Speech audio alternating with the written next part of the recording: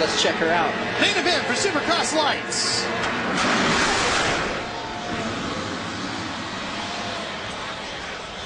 Steve Clark on the 77 gets a great line through the inside. He's going to take the lead for just a couple of corners. That's Purcell way to the outside. He's up to third. That's Matt Lemoyne grabbing the whole shot. The starting grid's going to scroll across the top of the hat as we get this main event underway here in Daytona. Stroop, there you see him in the 981. He's back at about fifth. Martin Davalos looks like on the KTM running in fourth. That's the orange bike, the 577.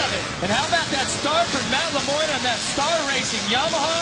He's been fast. Yeah, He was 3 brilliant wide last through week. the whoops. 3 wide through the whoops. Normally it's 3 wide through the tri-oval here. Look at old Austin Stroop. He don't want to give Purcell any advantage at all. He just wants to get up there and get right on him. Oh! Big wreck for Austin Stroop. Oh, and another rider down. That's Lichtel. 2 riders are down in the center of that jump. Lichtel and Jessamine. That's Jessamine on the Kawasaki right here in the middle. Yep. Stroop. Right there. One of our championship contenders with last week. Lichtel, who ran so well in his heat race, Jeff. Wow, what a disappointment. Oh, man. Just saying how Stroop didn't want to get jacked up. Look at this. Davalos gets into him. He grabs a handful. Oh, and Stroop really pounds that face of that jump hard. And then they just keep Lichtel goes down and Jessamine, Look at Izzy jumping off the side there. And every time you see this, Ricky, you remember why he left the sport. That's right. He clips his handlebars. Right as he grabs a handful. Oh, wow, man. that is crazy. Well, let's see who's leading this event. Back to the front of the field we go. And look at this. Still out in front. Matt Lemoyne having a good run, but for how long? Here comes Davalos. Davalos on the 577 takes the position away. And Purcell now closes in. And it was 1 week ago that Lemoyne was battling for that podium. Crashes on the last lap, giving it everything. And now he finds himself in third. That's how quickly things can change here in the Daytona Supercross. Boy, Mr. Smooth, I'm telling you. Christophe Purcell just making it look easy. He's threading the needle, working his way forward. He's our championship points leader. He's had 2 wins, and then he saw his teammate Stroop take a win just a week ago.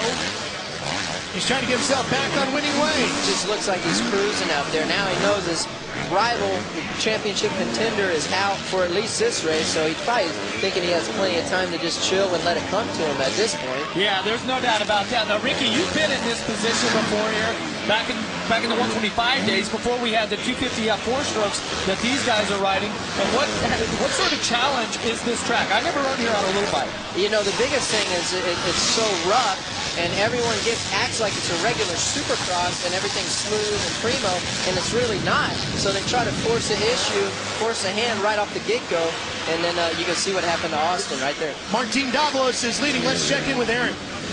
Well, guys, a very upsetting and very frustrating moment for Austin Stroop after a victory last weekend. Austin, you kind of got the front end of that deal.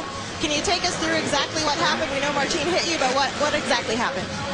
I got hit, plain and simple. It was his fault. What do you do to regroup at this point?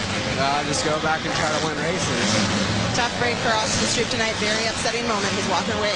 Tough prestige. Well, I'm telling you, Aaron, we watched that replay a few times now.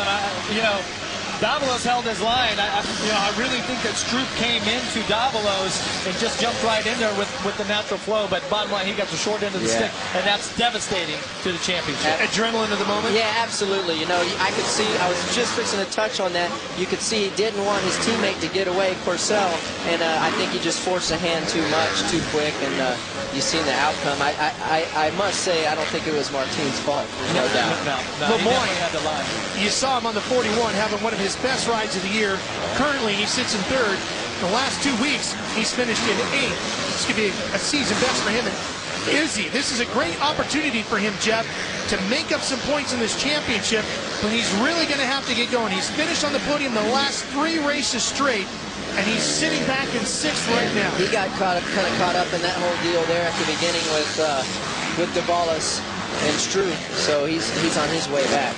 Yeah, well, he's been riding strong all season, and we've seen him, Ricky. I'm sure you've been watching these races, but he has had some really tough times in qualifying practice and in the heat races and everything. But for the main event, He's found that way to just dig deep. He's a racer. Yeah, but he's been really impressive this season. It took him a while, but he couldn't ride it out any longer. Man. And down he goes, the 159 Enduro. The stairway to heaven for him, it led to the highway to hell right there on the backside. That's right, man. He rode that thing out just enough. That would have been ugly. If he had went down just at the end of that sand pit, he would have hit hard. He got away. You see right now, he's back up on the bike. Good thing he can still try to regroup and try to get inside the top 10. Let's go back and watch Darren Durham on the 159 on the left of your Oh, screen. he just catches the top. Just clips the top of the rear wheel, Ricky, and that's not a good thing. You know, I was down there, too, walking the track here a little bit ago, and you guys wouldn't believe how deep those ruts are. So, yeah, he definitely got rough. Well, and Ricky, sometimes this track has been kind of supercrossy, sometimes it's real motocrossy. After the first round of qualifying practice, I tried to talk to every rider that I could. Every one of them said, whoa, are we off on our settings? Everything's way too stiff. This track is so rough. Right. I tried to design it like old school when you and me used to race it, or it changed a little bit in my latter days, but outdoor, man, you can run outdoor suspension. That's I told most of the guys. I said, you know, when I was racing here, I like to start with my motocross setup and go stiffer rather than start with the supercross setup, which is extremely stiff these days, and soften it up to the track. Right.